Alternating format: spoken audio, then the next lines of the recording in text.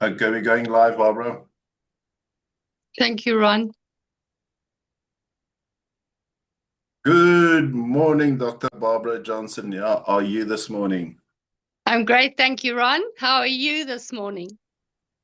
Great. It's nice and fresh. It's the middle of the week, and it's an awesome day. Yes, it is. So, I just want to make sure my video of my sound is off on my live stream as we are live streaming directly into Facebook this morning. And we on chapter 7, Barbara, of your book, Yes, Yes, You. And Barbara, what a fantastic book this is. All the life skills we've learned so far, or what I've learned working with you, going through this book, and even doing these chapters just highlights all the stuff that I can adapt it to my life. And I think there's a lot of people that it can adapt to their life, like last week. And what is quite interesting is my sister-in-law phoned me, and she might be on this podcast. She says, "Can I have that lady's name? Because she motivated me, and I need to get her book." So I says, "Look, I'll put you in touch with Barbara." But it's people that's reaching out from social media to find the book. And if anybody wants the book, the Amazon link is in the description of the Facebook post. So, Barbara, today's chapter is set up and setting up. What does set up and setting up mean in your book? Ron, this little book, Yes, Yes, You, 10 Stepping Stones to Get On with Your Life, is a very practical book. It is a process. Chapter by chapter, actually, is a process of coming to self and knowing self better, finding our true self and our unique happiness. So, chapter 7, set up and setting up, is in the short answer is internal, then external. For us to get to manifest the external, for us to do what we say we will do, first comes the internal process. What needs to happen inside ourselves in order for ourselves to produce into the outside world? The environment requires that we do A, B, and C, but nobody teaches us how to do A, B, and C from the internal, that space of meaning, that space of purpose, and that we can feel fulfilled in the achievement of having done A, B, or C. And Barbara, I think it's so important with that what you just said, especially when it comes to purpose. People don't know what their purpose is, but uh, you know, it doesn't matter if you love cleaning houses or baking cakes, but at the end of the day, if you look of just baking a cake, it starts with a recipe. If you got the wrong ingredients in there, your cake's gonna flop.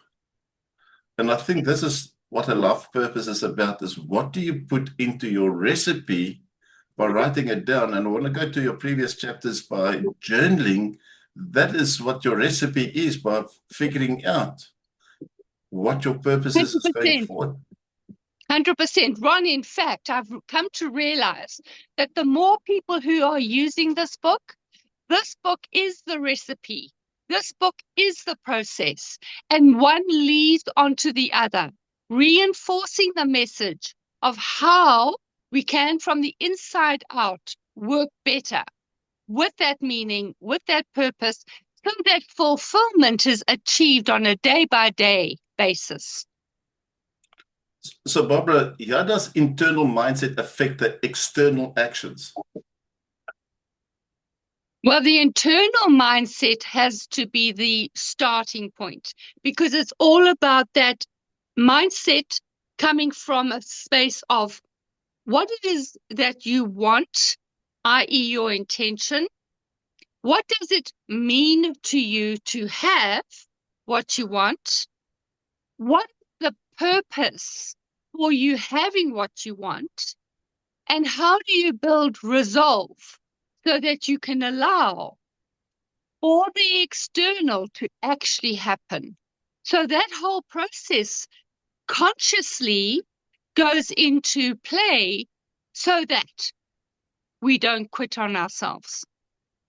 And Robert, I'll go back to previous chapter, chapter 6 of gratitude. And gratitude will enhance your mindset because, and I talk about myself. Some mornings I don't feel like waking up, the bed is nice and cozy. But it's a discipline of getting up, getting your mindset up and starting your day with a gratitude of getting your mindset into play. And I think this is for me important by looking at the book or reading that book of yours and saying, yeah, this is working for me. And I think this will work for a lot of people is trying to find their inner self and growing their inner self. And I think this is where your external actions, you'll see yourself improving and growing self. You know, Ron, just on that note, if we were to improve ourselves just by 1% per day, by the end of the year, we would have improved ourselves by 365%. That's remarkable. That's measurable. And in fact, I have a wellness assessment questionnaire that, in fact, yesterday I did on myself again. And I realized the power of the start of a new year, having a number of where I'm at and where will I then be this time next year, at the beginning of a Chinese New Year, the beginning of our traditional New Year. Give ourselves some time to actually grow into the areas that are provoked and excited and inspired through the 8 dimensions of life. That we have the responsibility, actually, Ron, to live into us being full human beings. Barbara, what you just said there is so important about that 1%. And also been reading the book Atomic Habits, and he speaks about the 1% as well. And it's a habit that works. And one of the things is we've got, as I said, the Chinese New Year and the New Year, New Year's resolutions. We've all got these big goals. But when it's too big, we're going to fail. But if you break down that 1% to what you want to achieve, it's easier than trying to get 100%. Because exactly, you can start seeing that vision. You can start seeing what you've accomplished. You can see where your opportunities lie. And that's, and I said, that is great about, especially this chapter, setup and setting up, is if you can set up that 1% on a daily basis. And as you said, right, going back to your document and reevaluating your life just from January 2026 and see what you've achieved so far. It's remarkable. I mean, and I think I said it last week about the diet. You're going to go on the diet, and Thursday comes, and all of a sudden you're having a piece of chocolate cake and you feel guilty. You still achieved 80% of your diet, but we are so focused on the 20% of having that chocolate cake. Just get over it and just see what you've accomplished, because that, by doing it consistently, can start showing the weight loss. It can start showing your abs. It can even show the size of the dress or the size of the pants that you've dropped, which is important. So which flows into my next question. Why are attitude and drive so important before taking action? Why is that attitude so important? You know, I was thinking about this week. Something triggered me, and I came to a story in my life that I'd like to share. And that story was I was sadly in a very difficult marriage. And the marriage was very cleverly set up from the perspective of imprisonment from a psychological and emotional perspective. I was brought up as a Roman Catholic. I married into a Roman Catholic family, and that was held against me. And therefore, the attitude and the behavior of the man that I married could be anything because I was to uphold the Roman Catholic principle of no divorce. In my situation getting worse and worse and worse, somehow I had the bravery to speak to my priest. By the time I left my priest, I was walking on cloud nine. I was walking with power in my feet and my body. I was walking with attitude and drive because I had, for the first time, the chance to be seen as a human being who had not signed up for this, what he called was not a marriage. And in it not being a marriage, I therefore had some space where I could do something differently and make something else happen. Because, Ron, here's the bottom line. If you cannot see a way forward, quite frankly, you just can't have it. We have to do something in the brain, in the mindset, in the attitude, in the emotions. We have to do something physically that can propel us forward and do something better about it. I hope that answers your question. Barbara, it's so important what you just said there. And I just want to bring something in, what we're all facing at the moment. And we're putting it aside, and that is AI.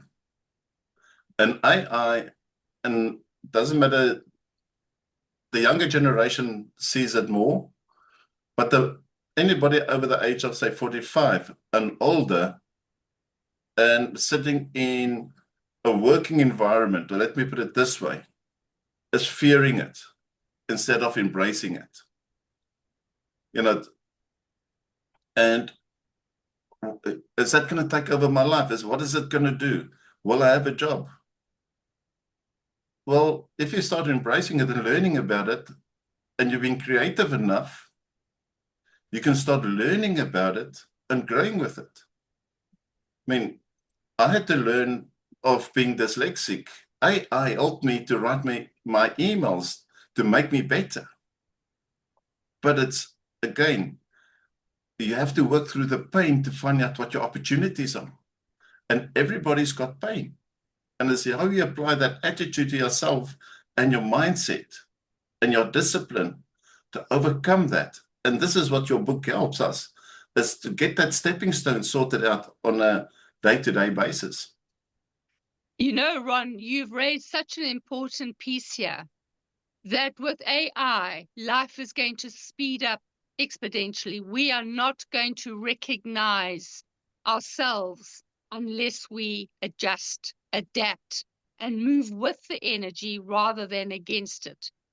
And you know, my worry, my concern with AI for the youth is that the youth will run forward with AI without having had the opportunity of going deep within self to know who self is in the process and speed of AI. They don't have the wisdom that we, our generation, have. They don't have what we know. We have wisdom that they haven't got yet. So yes, AI is a wonderful, wonderful tool. Now put that together with understanding self. Both these books of mine talk about exactly that.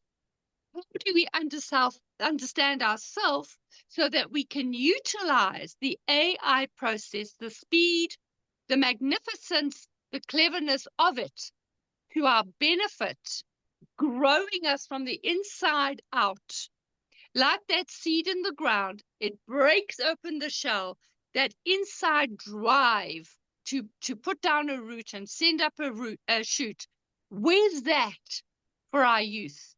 And that is why this book is so good, not only for everyday adults, but certainly for everyday school, post-school people. And Barbara, it's so important. And it's AI is only a tool. It's how we use it. And the problem that we've got is because technology became so easy, people don't understand what their purpose is, and we're speaking it through all the different chapters of purpose. And I think we've been so brainwashed through propaganda from government to parents to kids, because when a child is 5 years old, that stone became a car, the stick became a gun to play cowboys and crooks. But today, all it is WhatsApp. Food is ready, come down. Instead of knocking on the door, it's time for food. Let's sit at the table. Things became convenient. I'll ask AI, what is my purpose? Instead of figuring out, writing down your purpose. And this is where the problem comes in with a lot of us, of not having that mindset of doing the journaling, figuring out, having that 1%, but bettering ourselves at the 1%. So, if you don't know how to write a book, just start. Read it at 1% and just start. It might take a day, it might take a year, it might take 10 years, but you started. And those 12 chapters could have finished in 365 days because of that 1%. And that's what's important. And can you explain how people can access their internal setup, Barbara? Yes. So again, I go back to my books. They explain it. The short answer is, in order to find that internal space, what's going on inside ourselves, what's percolating, what's frustrating, what's limiting us, what's blocking us, we have to find a quiet, safe space. Take time. Consciousness has to pull from the subconscious. The subconscious has all the programming. And that's about 95%, Ron, of our capacity is in the subconscious. It takes work to pull on that 95% so that something can become conscious. When we give ourselves time, safety, permission, the tools that we can use, the environment that we can use to sit and be just with ourselves. Take up a journal, a notebook, a pen, color pens, whatever you have already. Just start becoming your own best friend, your observer, your companion.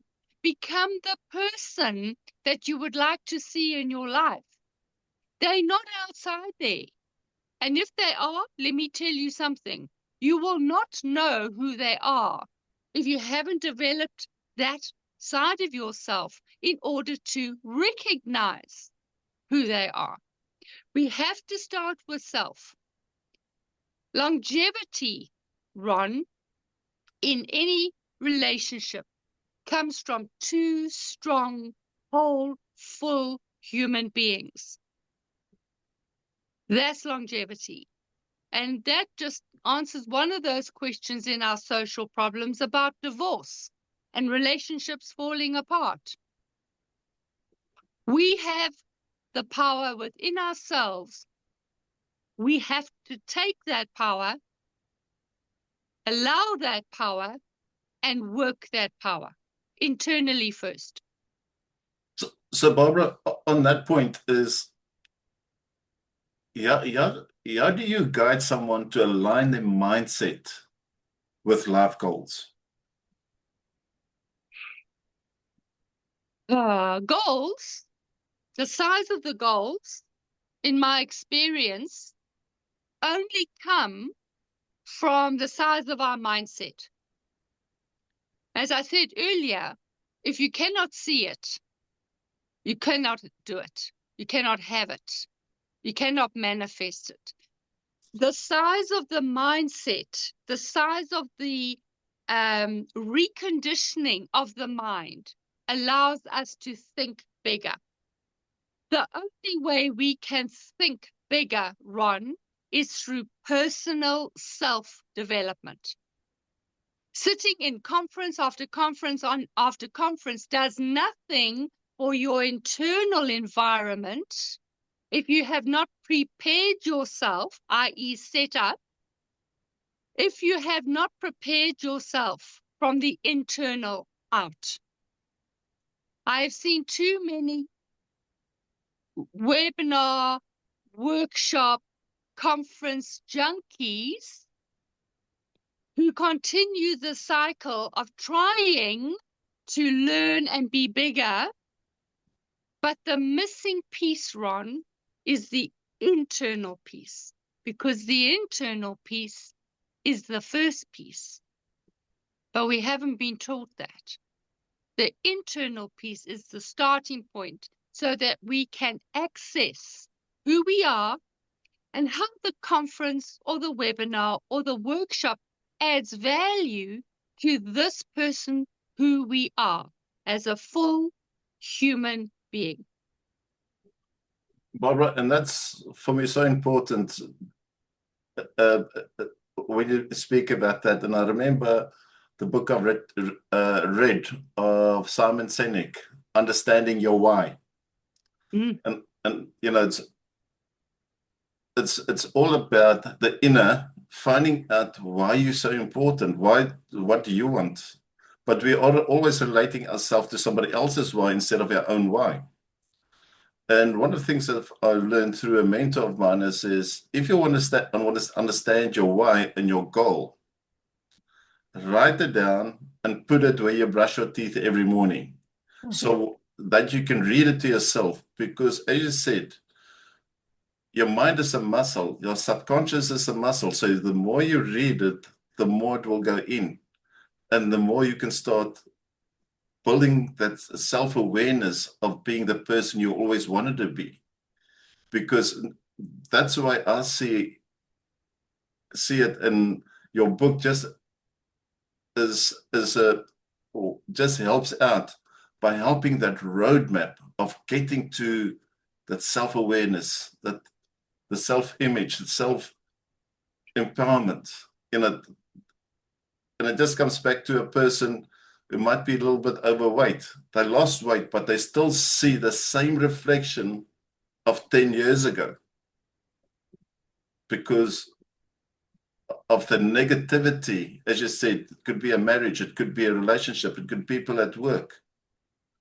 But it's that little voices that always sits here, the good Ron and the bad Ron, or the devil Ron, whatever you want to call it, is how you listen to those little voices to become the better you. But if you start writing it down and putting it on the dashboard while driving the car, if you see it and you read it to yourself, I mean, as I say, is visualization is one of the key things of helping yourself to get that internal goal.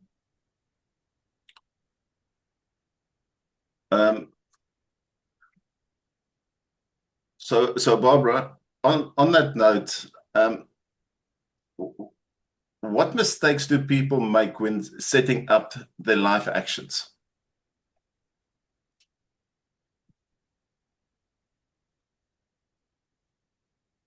First of all, they deny themselves of having or developing an opinion. They do not see themselves as a valuable part of the equation of life itself, or of the marriage, or of the relationship. They settle for second best, sometimes fifth best. They're not prepared to fight for what they want. They don't know their values. They don't have a code of honor. They don't know what they stand for and what they will not stand for. They believe others know better than they, and others are usually the ones who say, no, you can't. So those are some of the mistakes that people hang on to in order to not make choice, in order to not become conscious. Because here's the thing, Ron, taking responsibility for one's choices requires bravery. Challenging self requires bravery. It is too easy to pull the duvet over the head. It is too easy. Life is too convenient. Life has been made more and more convenient. And we are going into a mindset of, well, it's not convenient.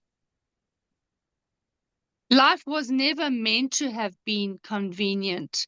Life was meant to test us and grow us, not because of this lifetime, but because of our internal lifestyle and our internal life stepping up and growing into what Viktor Frankl calls eternal storehouse, the energy of life force itself. We have a part to play. We have a purpose. We have a mission on this earth.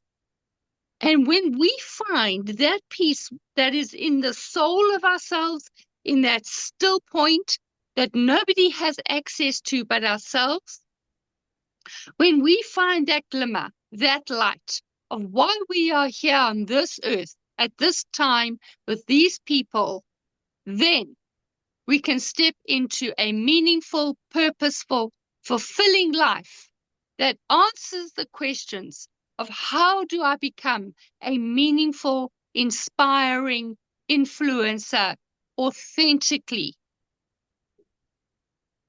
Barbara, I want to add something there, which another word is called faith. Is faith in self. What does faith mean? Faith means is something you cannot see, but you have to believe in. Think about a ship. A ship was never built for the harbor. No. Yep. A ship was built for the open sea. If you want to be one of those ships that stays in the harbor, you're not going to go the ups and downs. You're always going to be safe. But at the end of the day, if you're not going to look after that ship, the seawater is going to start rusting the ship. It's, the lights might not work. And all of a sudden, it's going to be too late to take that opportunity to sail the open seas. And I want to put a story to this, which I found so important. When I was diagnosed with cancer in 2016 or 2015, everything, you just felt everything is, where am I going with this? And I said to the doctor, you can choose a finger, you're not going to operate now, you can only operate in 2016. Because I'm going to take my family on holiday to Cape Town. But on the 25th of December, going to church, they gave us an anchor. and it says, who is your anchor? What does the anchor mean? And that sat with me, and that saying of a ship is not built for the harbor, built for the open sea. And I realized that anchor, and I realized before, it was in I can remember it was July 2019 when the vision came to me. It says the anchor is not God. God is the vessel, the boat you're sailing on. The anchor is the burdens. So if you throw those burdens overboard, you might be sailing to England, but the current might drift you to America, because all you have to do just to follow the current. Don't try and change everything. Just get rid of those burdens. Stop listening to that negative news. Stop listening to the news. Focus on self, looking after self, growing self. As you said, do that 1%. Look at yourself in the mirror. Look at those quotes you write down for yourself. That is your vessel. That's how you start building up faith. That's how you start building your purpose. And that's how you start growing, going forward, Barbara. And this is what I've learned. So my last question, Barbara, is what key insights do you want listeners to remember from this chapter? I'll share with you and the listeners my yacht process. Yellow velvet armchair, hot tea. I call it yacht because I sit in my yellow velvet armchair with hot tea every morning, with my journals, with my gratitude, with my goal setting and wins for the day. I set myself up, firstly, to be with self. Who am I today? How am I showing up today? What's going on for me today? Because when I set myself up from me, I can get to control me because I understand me today, so that I can go out into the world and bring my best me to the world. So set yourself up from the inside to the outside is my key insight for our listeners today, Ron. And Barbara, thank you very much for taking your time out. Chapter 7, anybody that wants a book, the link is in the bio. Please go to Amazon, download it, read it, and it will help you. Destiny is in your hands. As Henry Ford said, a 2 10-letter word makes up a sentence. And it says, if it is to be, it is up to me. So on that note, Barbara, thank you very much and have an awesome day. Thank you, Ron. Happy.